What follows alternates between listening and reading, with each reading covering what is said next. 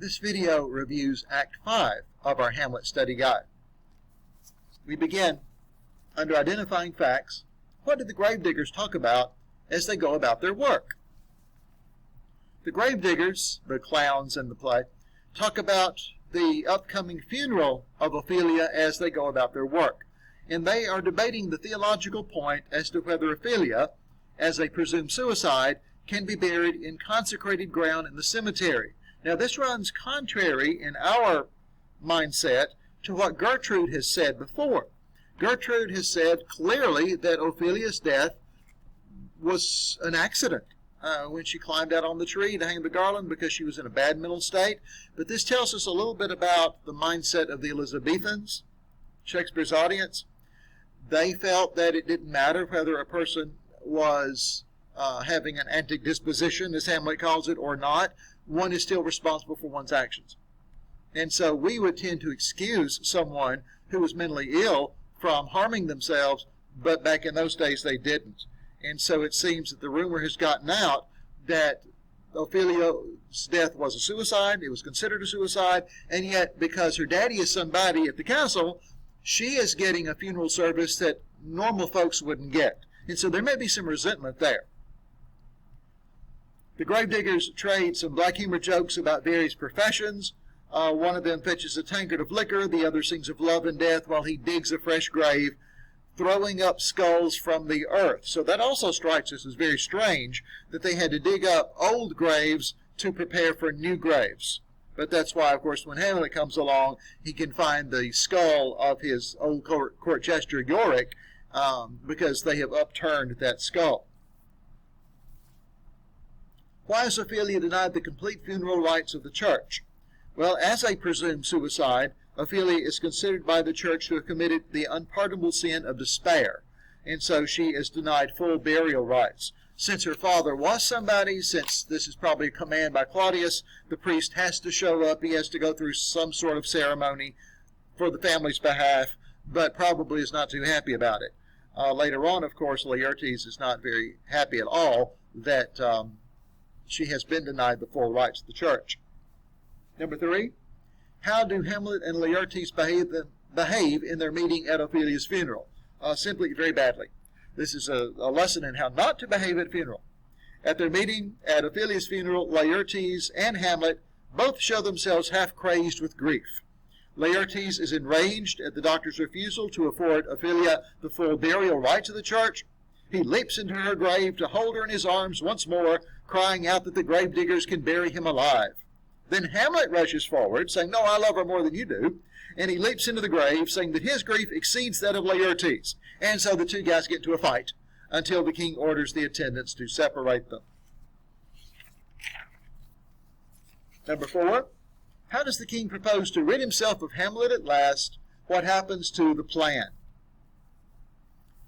Claudius's plan really involves 2 parts, both revolving around a fencing match to be staged between Hamlet and Lieretes as an athletic exhibition, complete with wagers on the winner. Relying on Lieretes' skill as a swordsman and on Hamlet's trusting nature, Claudius will arrange for one of the foils, Lieretes' foil, to be dipped in a deadly poison. Should the foil so much as scratch Hamlet's skin, the prince will die. As a backup plan, Claudius tells Lieretes that he will have a poisoned cup of wine offered to Hamlet when the prince calls for a drink to quench his thirst. In the last scene of the play, both of those plans, of course, go awry. Queen Gertrude, ignorant of both parts of the plot, picks up the poisoned wine, heedless of Claudius's warning. Some productions show that she catches on to Claudius's warning and does this to save her son, but that's up to a director to decide, drinks a toast to her son. In addition, on the 3rd pass of the fencing bout, Lieretes wounds Hamlet with the poisoned foil. In a scuffle immediately after, though, they inadvertently exchange foils, and Hamlet then wounds Lieretes with the deadly weapon. When the dying Gertrude reveals to Hamlet the drink has been poisoned, he leaps to attack Claudius, wounds him fatally with the poisoned foil, and forces him to drink the remaining wine in the cup. A double coup de grace. Number 5, what is Hamlet's last request as expressed to Horatio? Whom does Hamlet designate to set the kingdom to order once again? Of course, Hamlet requests Horatio to be the one to tell the truth to the world about what happened there, and he prophesies that the Danes will elect Fortinbras as their new king. Then, under the interpreting meanings, compare Hamlet's ideas about life and death at the beginning of Act 5, as expressed in his remarks about Yorick, and later in his remarks to Horatio moments before the duel with Laertes. In what ways is his sense of resignation now more religious? Possible answer is that his remarks about Yorick at the beginning of Act 5 show Hamlet musing on mortality and the disintegration of the body as the common destiny of humanity. It's as true for Yorick as it was for giants of history such as Alexander the Great and Julius Caesar. In his remarks to Horatio just before the duel with Laertes in Scene 2, Hamlet's sense of resignation seems to have acquired a more religious dimension. He tells Horatio not to be anxious about the outcome of the duel, since God has fixed the time for every person's death. In his comment that there is special providence in the fall of a sparrow, Hamlet alludes to Matthew 10:29, where Jesus assured the followers that they are all under God's protection. Not a sparrow falls without his seeing it.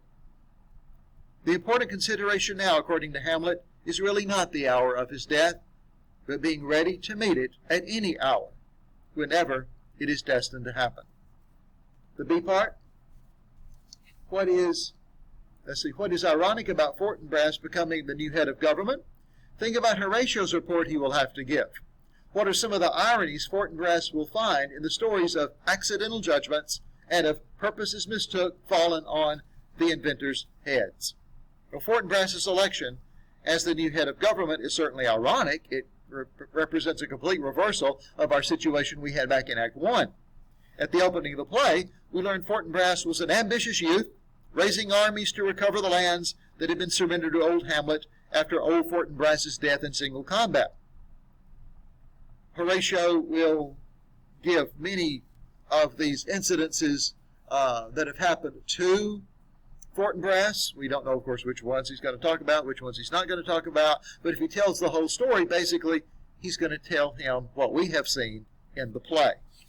In general, of course, we have the irony of Claudius's treachery, his disguise of himself as a legitimate ruler, the irony of Hamlet's betrayal by his friends, Rosencrantz and Guildenstern, the irony of the outstandingly intelligent and sensitive Prince Hamlet having to feign madness to find out the truth about his father's murder, the irony in the chance death of the meddlesome counselor Polonius, the ironies involved in the failure of Claudius's plot that resulted in his own death and that of Gertrude, and of course the irony of Hamlet's death at the hand of Laertes, a man with whom he had really very much in common. So that will provide us a summary of all of our acts and the answers for all of the different acts. If you take a look at the extra group interpretations and discussions section, the class will talk about some of these after Act 3 and Act 4. The one for Act 3, something that's rotten in the state of Denmark, Denmark's not rotten, the essential evil of human beings in society arises in time of crisis. All of these are ways that people have interpreted the play. For virtual students and quarantine students, see what you think about that. See which one of those three you think has the most merit. For Act 4, these are interpretations about what is Hamlet's fatal flaw. So look through those 8 and see which one you think holds the most merit.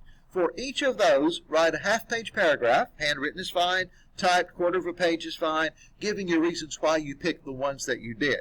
So virtual students and quarantine students, you can send me a screenshot of that, or you can share that with me. I'll put a posting on there for you to share your work. The students in class will do that in class as an exercise.